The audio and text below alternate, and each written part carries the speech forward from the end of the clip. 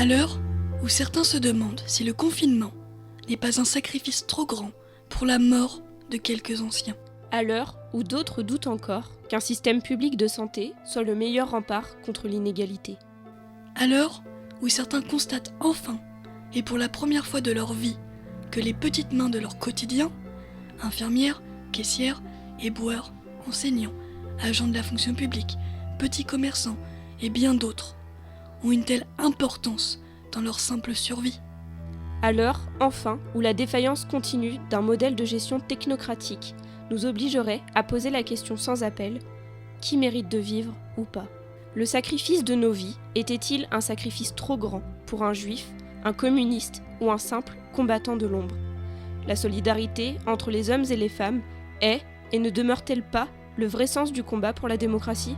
N'est-il pas rassurant, d'un seul coup, d'apercevoir dans le visage des plus humbles d'entre nous, et parfois des plus maltraités, les traits de caractère de la résistance, du courage et du sacrifice ? On ne sait jamais d'où surgit la lumière.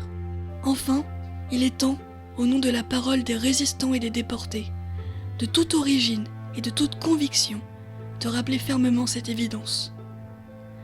La dignité ne se négocie pas.